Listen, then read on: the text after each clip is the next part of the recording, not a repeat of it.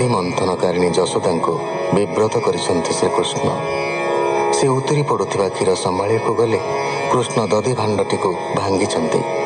रूढ़ उपरे चढ़ी शिकारु लवणी चोरी करिछंती। धरिबाकु चाहिले धाइछंती। शेषरे धरा पड़िछंती। दामबंधन लीला संपन्न होइछि। जीवर व्यग्रता और कृष्ण कृपारु प्रभु बंधा पड़ती। श्रीकृष्ण जामलार्जुन गछ तले रोलरे बंधा होइछंती। परीक्षित उवाच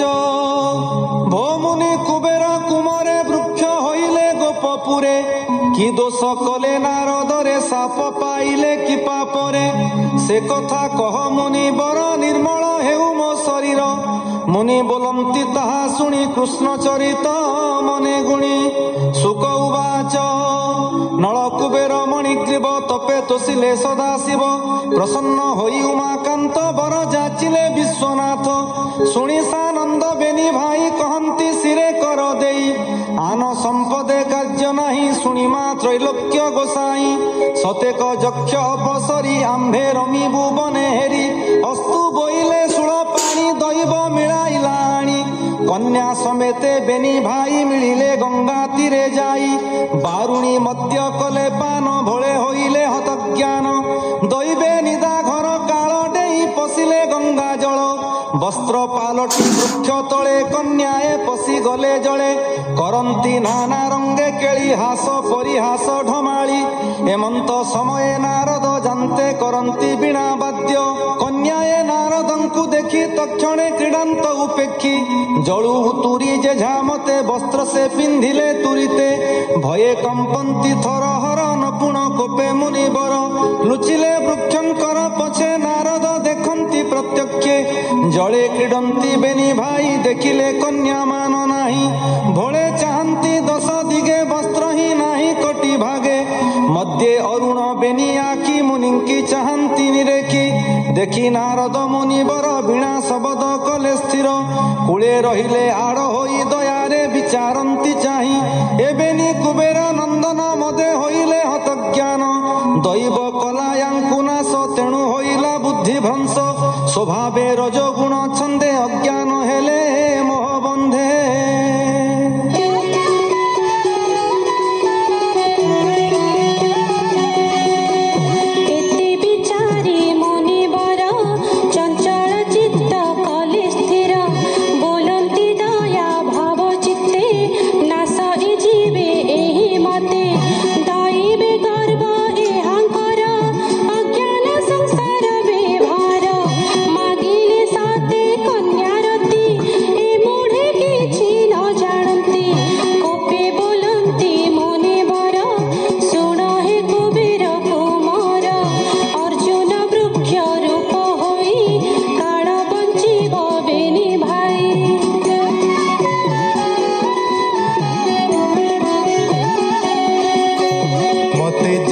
चिन्हिल ब्रह्म तेणु होइब उच्च द्रुम एते बोलीण मुनि गले कन्याए ताहांकु कहिले साप बिहिले महाऋषि बोइले स्थावर हुअसी शुणी कंपिले भाई बेनी जाई भेटिले ब्रह्म मुनि पादे पड़ीण मागी गति बोइले शुण ब्रह्मज्योति आंभर मती भोलपणे गर्भ बहिलु अकारणे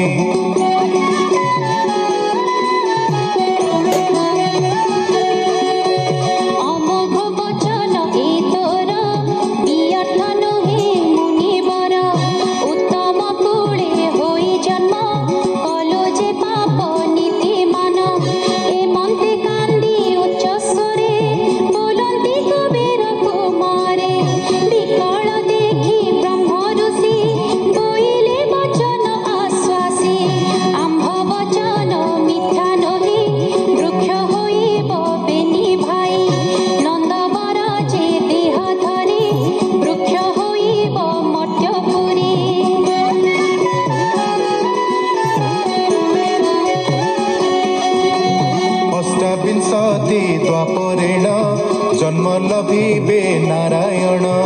विष्णुर दिव्य रूप चाही स्वर्गे आसीब बेनी भाई जहु करुणा सुळ पाणी सतेक कन्या देले आणी तुम्भर साप मोक्ष जाए एमाने थिबे सेही ठाए मुनि सापरे बेनी भाई वृक्ष होइले गोपे जाई सुण पांडव चूड़ामणि रोल टाणिले चक्र पाणी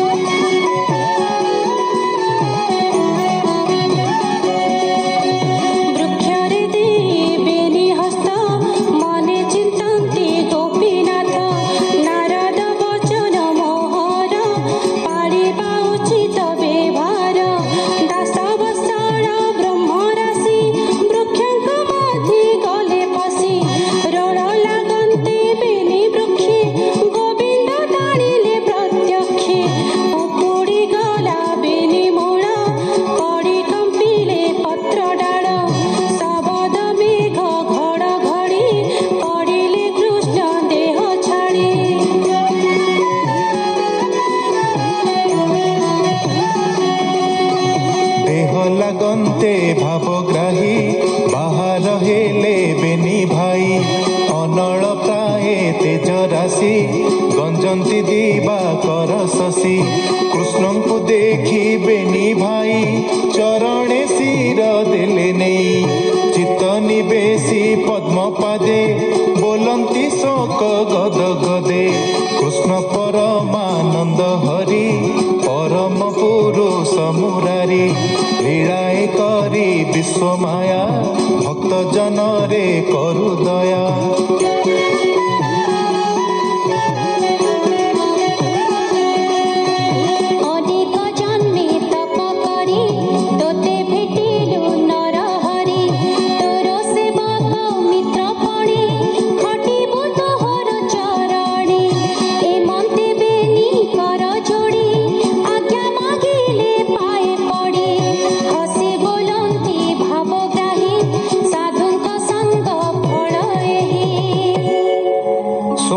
कुबेर कुमरे निश्चिंते जाओ निज पुरे